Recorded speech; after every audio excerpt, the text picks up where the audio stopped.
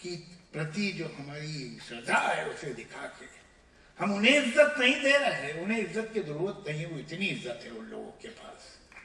हम तो अपने आप को इज्जत दे रहे हैं। हम बता रहे हैं कि अभी हम अंदर थोड़े से जिंदा हैं, अभी हमारे पास आत्मा है, अभी हमारा अपनी धरती से रिश्ता पूरा टूटा नहीं है, कुछ न कुछ जुड़े हुए हैं। जो आज हुआ है ये अक्सर होते रहना चाहिए। मैं बधाई देता हूँ संगीतम को, सौरभ जी को, हरिहरन जी को और उन तमाम लोगों को जो इस मिशन से जुड़े हैं और हमें जगा रहे हैं ये काम करके कि इस बारे में हमारा भी कुछ कर्तव्य बनता है हम सब का। और मैं उम्मीद करता हूँ कि हम सब कोशिश करेंगे कि संगीतम आने वाले वक्तों में और से और ज़्यादा असरदार, ज़्यादा शक्तिशाली हो, इसकी बाहें दूर दूर तक पहुँचे, इसके पास ज़्यादा ताकत आए, हिम्मत आए कि वो जो अच्छा काम करने निकले हैं वो ज़्यादा से ज़्यादा कर सके। Thank you. जावेद साहब, ये एक फोटो तो ले साथ में। May I please request Hariharan and Saurabh ji to please step up on stage and felicitate you, sir, with a small to come. Thank you. Photo was just a bahana to have you stay on stage.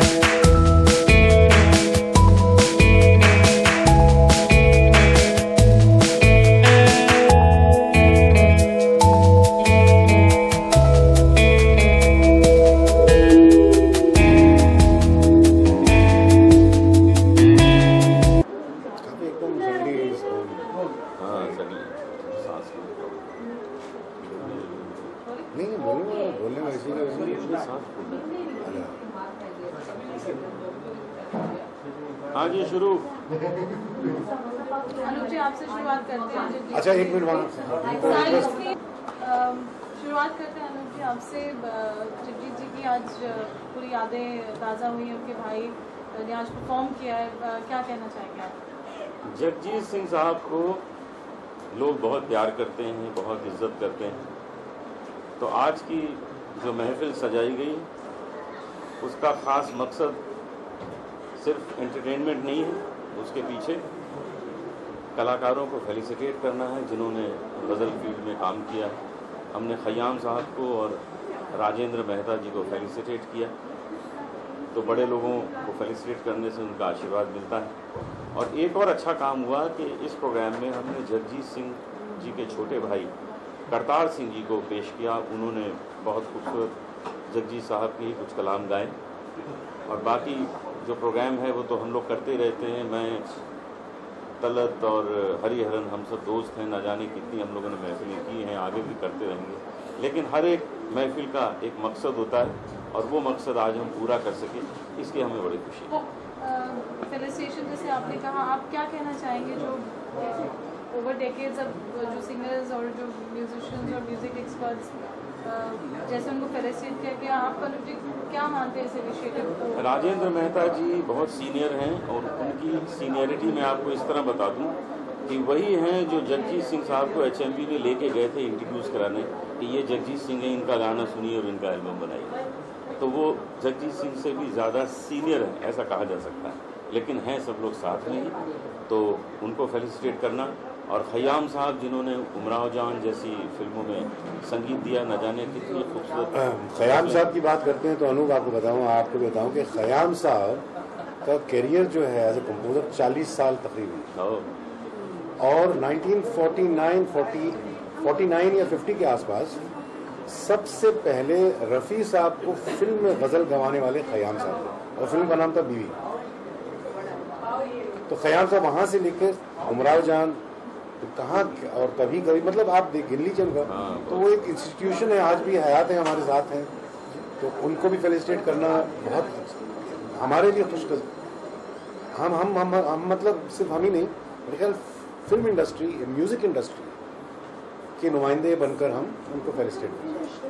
और राजेंद्र जी की बात की जाए तो राजेंद्र भाई, जैसा इन्होंने बताया कि इनफैक्ट राजेंद्र भाई से मेरी भी मुलाकात हैदराबाद में हुई थी जब मैं बहुत यंग था। उसके बाद जगजीत साहब से मुलाकात हुई। तो राजेंद्र भाई बहुत सीनियर हैं, जैसा कि इन्होंने बताया कि जगजीत साहब को उन्होंने जाकर इंट्रोड्यूस करवाया था। और राजेंद्र भाई और नीना बहन जब अनफॉर्चुनेटली हमारे साथ नहीं है, बेचारी उनका इंतकाल हो गया, वो सब वो जो एक साथ में गाना शुरू किया मेल फीमेल गज़ल में, उसके बाद फिर ऑफकोर्स जगजीत साहब और चित्रा जी, तो वो तो एक अलग ही मुकाम पर ले गए। तो बेसिकली गज़ल में उनका भी अपना एक मकाम है। उन्होंने भी एक शुरुआत की थी बहुत अर्सा पहले, और ऐसी हस्तियों को फेलिसिटेट करना, जैसे इन्होंने कहा कि देखिए बुजुर्गों की दुआएं लेना, ये दुआओं का काम है। गाना बजाना तो सभी करते हैं, कोई कुछ गाता है, कोई कुछ गाता है, कोई ज़्यादा गाता है, कोई कम गाता है, लेकिन दुआओं से जो है ये अल्लाह ताला जो है ना, वो आपको सक्सेस देता है। ज़रूरी नहीं है कि आप अभी कोई कुछ तैयार है, कुछ ज़्यादा ताने मार लिया, कुछ कम कर लिया, तो उसकी मेहनत की बात है, रियाजत की बात है। लेकिन जो एक पॉपुलैरिटी मिलती है किसी आर्टिस्ट को, वो जो है लोगों में वो आम फहम होता है, लोगों को पसंद आता है। क्यों? उसमें कोई नहीं कह सकता कि क्यों ऐसा पसंद आया। वो वहाँ से बड़ों की दुआएं मिलती हैं, तो उसी के ज़रिए जो है आपको जो भी अपने ज़िंदगी में काम आप करते हैं उस पर असर पड़ता है। ये बिल्कुल ये हमारा ये ईमान है। जी की जब बात की जाए तो कितना हम लोग मिस करते हैं? बहुत मिस करते हैं, और जगजीत साहब ये भी जानते हैं। और मेरी उनसे पहली मुलाकात हुई थी 75 में, जब हैदराबाद आए थे। मुझे याद है मेरे वालिद साहब ले गए थे मिलाने के लिए। इनफैक्ट अगर वो वीडियो आज दिखाएं तो उन्होंने इसका रिकाउंट किया। तो वो आए थे घर पर, मेरे घर पर, मेरी दावत पर खाना खाने। तो मैंने कहा कि मैं आपको गाना सुनाता हूँ। अभी बोले सुनाओ। माइक्रोफोन था। मैं आपको ये किस्सा इसलिए सुना रहा हूँ कि वो बहुत सिंपल आदमी थे। तो माइक्रोफोन था, स्टैंड नहीं था। तो बोले कोई बात नहीं, मैं तेरे साथ बैठ जाता हूँ माइक्रोफोन पकड़ के। तो वैसे ही बैठ गए। हाँ, मैं गा रहा हूँ और मैं गुम हो गया, गा रहा हूँ। फाइनली मेरी आँख खुली तो मेरी माँ नजर आई, कहने लगी कब तक गाओगे, कब तक वो माइक पकड़े रहेंगे। मतलब तो ये मेरा मकसद कहने का है कि वो एक बहुत ही सिंपल से आदमी थे, बहुत ही फनकार थे, और उन्होंने गज़लों को, गज़लियात का एक मकाम अपना बनाया, आम फहम किया, काफ़ी लोगों तक पहुंचाया। उन्होंने बहुत सारी एक्सपेरिमेंटेशन की, और अपने कैरियर में उन्होंने गज़ल का एक अलग मकाम बनाया, जो मेरे ख्याल उसी को हम सेलिब्रेट करें। We are actually celebrating Jagjit से। अनुप जी, सौरभ दफ्तरी जी की बात की जाए, उनका जो इनिशिएटिव है, क्या कहना चाहेंगे आप? सौरभ दफ्तरी बहुत शौकीन है गज़लों के। उनके घर में न जाने कितनी महफिलें हुई है जिसमें मेहदी साहब ने गाया है, गुलाम अली, जगजीत सिंह साहब, हम लोग सब गाते हैं, हरिहरन, कलर्स, मैं, सुरेश वाडकर, सब ने वहाँ गाया। तो यही कहना चाहता हूँ कि उनको इतना शौक़ है कि वो चाहते हैं कि ये फ़न हमेशा रहे, ये जो एक स्टाइल है सिंगिंग की वो हमेशा रहे। उसके लिए उन्होंने ये खूबसूरत प्रोग्राम किया, और मैं उनको बधाई देता हूँ कि पहला प्रोग्राम उनका इतना सक्सेसफुल है कि लोग इतने तजस्स से आए हैं, भरपूर आए हैं और खूब दाद दे रहे हैं। मैं दोहराऊंगा, अनूप ने मेरी बात, सौरभ साहब ये उन्होंने कहा ना मेहदी हसन साहब के बारे में, तो मुझे याद है सन 2000 में मेहदी हसन साहब जो मेरे उस्ताद हैं, वो आए थे मुंबई, तबीयत ठीक नहीं थी उनकी। तो सौरभ दफ्तरी साहब ने एक दावत रखी थी खाने की अपने घर पर। वो मेरा प्रोग्राम सुनने आए, वहाँ हम चले गए, और वो व्हील चेयर पर थे, और लोगों ने फिर वो घेर लिया कि भाई खान साहब आप बहुत दिन से आए नहीं, आप गाइए कुछ। तो मुझसे कहने लगे कि भाई तुम गाओ, मैं नहीं गा सकता। मैंने बाजा खोला, शुरू किया। शुरू करने ही वाला था कि वो कहने लगे कि माइक मुझे दे देना, मैं भी गाऊंगा। तो मैंने कहा अच्छा आप गाइए।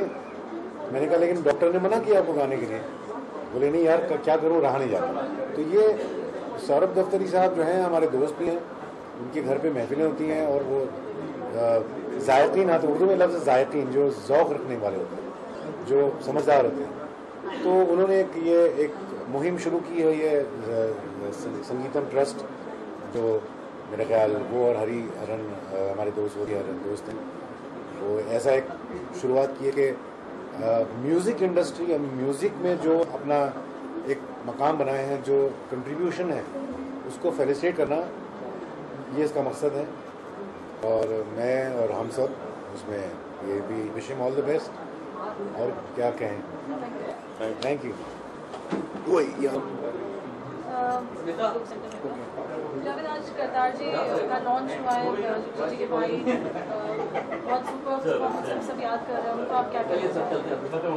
जब मैं एंटर हुआ तो मुझे उनकी 3rd और 4th गज़ल सुनने को मिली, चिट्ठी ना कोई संदेश, और एक उन्होंने गालिब साहब का जो कलाम गाया वो लास्ट में सुनने को मिला। मुझे बहुत मज़ा आया, बड़ा अच्छा माहौल बनाया था उन्होंने।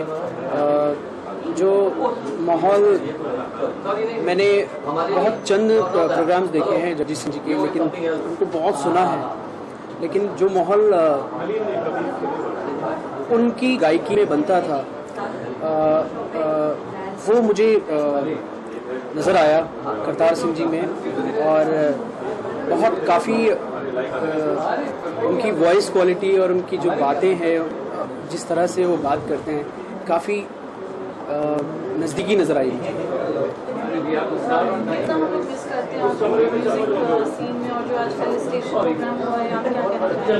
मुझे याद है जब मैं अनूप जी का परफॉर्मेंस देख रहा था, अनूप जलोटा जी का परफॉर्मेंस देख रहा था, और उन्होंने अपनी गज़ल के लास्ट में जब जी मुझे लौटा दो, जब वो ये कहा तो आंखें भर आई। और ऐसा लग रहा था कि कितने बड़े आर्टिस्ट थे वो, कि जो आज हम उनको इतना मिस कर रहे हैं।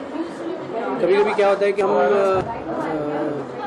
जब आर्टिस्ट मौजूद होता है तो उसको मतलब वो है हमारे साथ में, लेकिन उसके जाने के बाद जो एक उसकी कमी खलती है, वो ऐसा खली है।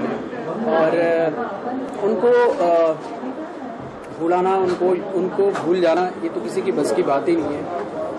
इतना सुकून पहुंचाया उन्होंने अपने म्यूज़िक से कि हर इंसान उसको उनका कायल है। एक गाना उनका, जो भी आपका फेवरेट गाना है, मुझे एक गज़ल, मुझे बहुत अनगिनत गज़लें उनकी हैं, लेकिन एक गज़ल है जो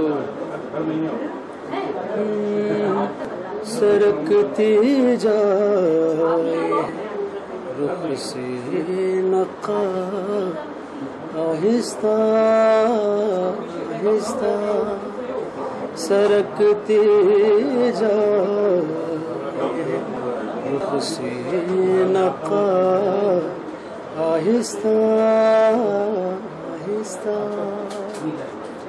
निकलता रहा है आफ़ताब आहिस्ता आहिस्ता, सरकते जाए रुख से नक़ा आहिस्ता आहिस्ता। सौरभ दत्ता का जो इनिशिएटिव है उसके बारे में क्या कहना चाहेंगे, जिसमें खयाम साहब और राजेंद्र मेहता को जो आज फेलिसिटेट किया है?